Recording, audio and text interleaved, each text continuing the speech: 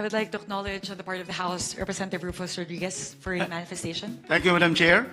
Chair Win Gatchalian of the Senate and all the distinguished senators who are here and my distinguished colleagues. Really, as stated by the chairman, Article 6, the Legislative Department, under Section 24, really gives the original exclusive jurisdiction on budgets, on appropriations to the House. But of course, the Senate has also the power to propose and concur with amendments. And doing our duty, as what the chair, Mika, has said, we 255.5 billion of flood control and budget of the DPWH, in the first instance, was distributed by the House of Representatives to first 90 billion to health, 56 billion to education, and 53 billion to agriculture. Practically 211 billion of the 255.5. So that is to follow the presidential directive that we have to focus, as stated by former Congressman or Senator Erwin here, Tulfo, that education, health, and also agriculture will be given priority. So therefore, we have taken the lead and we are very happy that the Senate has likewise studied the budget and has also made proposals to further enhance our support for education, health, and agriculture. Thank you very much, Madam Chair and Mr. Chairman.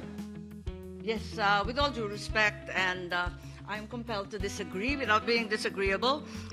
It was mentioned that certain funds are not included in this submission, when in fact, both are in fact here. On page 31, as mentioned earlier, the unprogrammed funds are already listed quite adequately, and the special purpose fund that were supposedly not here are quite clearly denominated in page 29 as special purpose funds. So ang tanging kulang lamang ay yung mahiwagang DPWH. Yun lang po. Bukas po, hindi ho lahat ng mga items ho dito matatapos ho natin. Hopefully ho matapos, but from our estimate, baka hindi ho matapos. So bukas ho natin i-deliberate yung ibang mga agencies. Kasama po special purpose funds, kasama na rin po yung mga ibang mga ahensya. Yes, maraming salamat po. Sana bigyan kami ng konting panahon para mabasa ng maigi at mapag-aralan yung lalo na yung DPWH. Maraming salamat po. And I was once in your house. We understand and appreciate and recognize the concerns of the district representatives. We are one with you in serving our people in the grassroots. At the same time, we are grateful to the House of Representatives for allocating correctly the more than 250 billion from DPWH flood control to projects which will benefit the people much better, stressing on the importance of education and health. I take note that the House allocated at least 60 billion for education. You will be happy to note that the Senate, through our very hard-working and education-focused chair, even increased it to more than 85 billion. And this would be, I believe, in the history of our country, even when I chaired the Finance Committee for 2 administrations for 5 years with 3 chairs of the House of Representatives, never happened before. For that, we're really grateful to the chair. Aside from that, we are grateful to the House as well for indicating in the HGAB the 60 billion bayad utang, which rightfully belongs to PhilHealth. We also take note that in the NEP, there's a 53 billion from the syntax allocation for PhilHealth. However, let me please put it on record that the 53 billion is an incomplete NEP proposal. Kulang po ng 16 billion per the computation made by the Senate. I appeal to the BICAM to put what is rightfully belonging to health. Attorney Rufus Rodriguez, my lawyer from 20 plus years ago, would agree kung ano po ang batas ay dapat sundin. It is not a matter of unfunded law.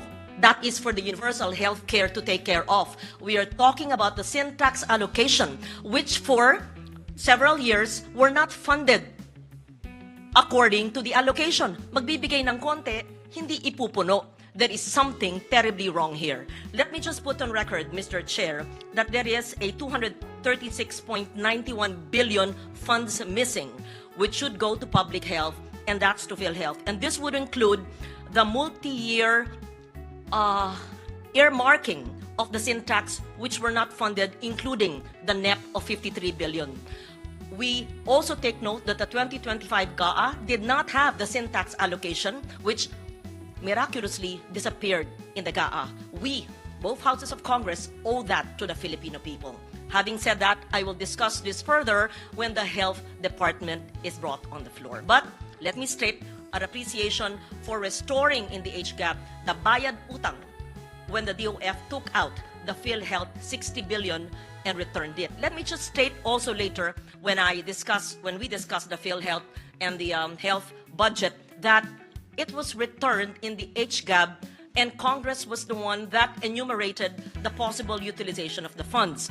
Let the legal luminaries and let my lawyer, Attorney Rufus Rodriguez, think about it, whether this is really in compliance with the Supreme Court decision, because the Supreme Court says, in my understanding, that it should be returned to the Treasury. It was taken from the excess funds of PhilHealth. It was not taken with enumeration of the utilization of the funds. I put that on the table. I will leave it to the body to decide. Thank you, Mr. Chair.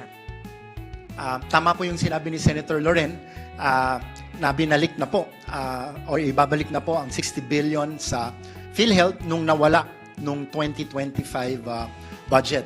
And this was discussed during the DOH defense, which I did in the House of Representatives. At isa po sa nagtanong nung defense ay walang iba kundi yung ating chair regarding the budget of PhilHealth and DOH na kung lalagyan po natin ng mas malaking budget, which they deserve at under the law, karapat-dapat po para sa ating beneficiaries, dapat lang in-emphasize ng ating chair na i-expand pa nila yung kanilang package.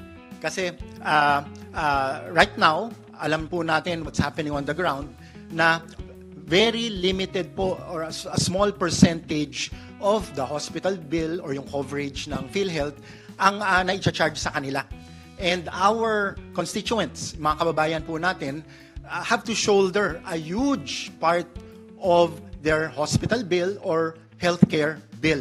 So we are in agreement sa House and the Senate na talagang by law dapat madagdagan pa yung kanilang budget, pero dapat makita nila yung kanilang responsibilidad na bilisan pa nila ang pag-expand ng mga package para agarang maramdaman ng ating mga kababayan. Of course, for now, dahil hindi pa ho ayos yung sistema ng universal healthcare, malaking tulong po yung MyFIP. Dahil part of the hospital bill or healthcare expense ay na-charge natin doon.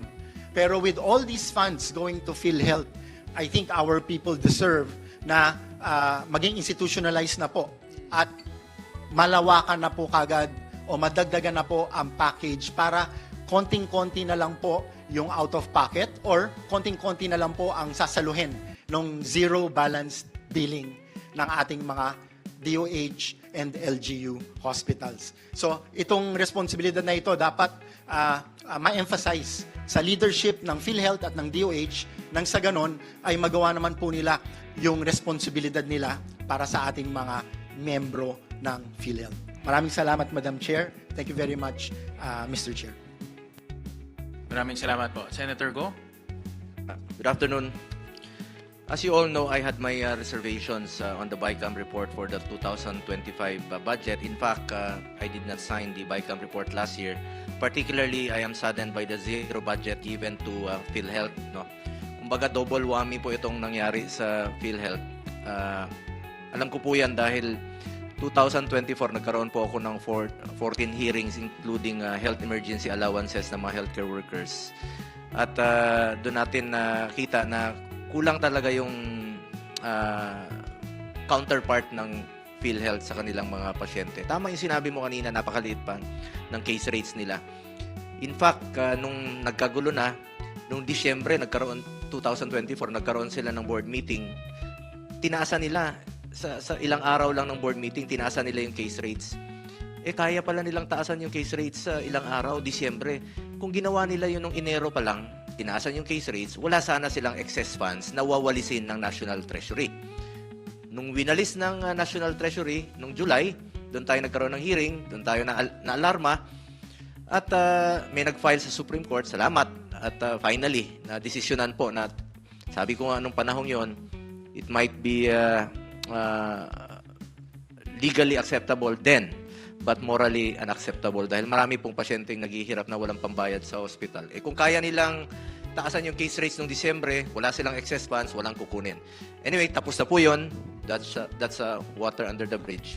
Ang problema ngayon, nagdesisyon po ang Supreme Court ngayon na ibalik po yung pondo na 60 billion.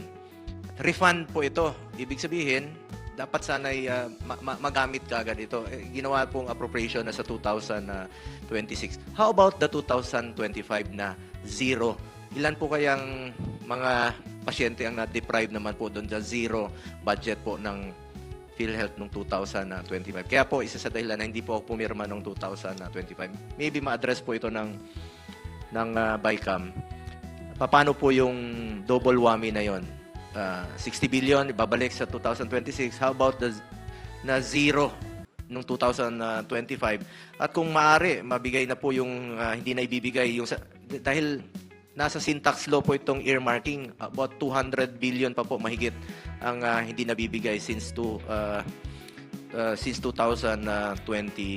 Ilang pasyente po ang matutulungan nito, ilang buhay po ang masasalbar sa pondong ito na alam naman natin nung 2024 nung kinuha po yon yung 60 billion medyo nahalo-halo na kung saan ginamit. May nagsabi na ginamit po sa health emergency allowances, but the truth is it was pinulled po siya tas ginamit po sa iba't ibang kaya isa po ito sa dahilan na hindi talaga ako pumirma nung 2025 dahil ang sakit na zero mo yung PhilHealth. Pinaglaban nga natin na huwag kunin yung excess funds ng PhilHealth. Hindi naman excess yun eh.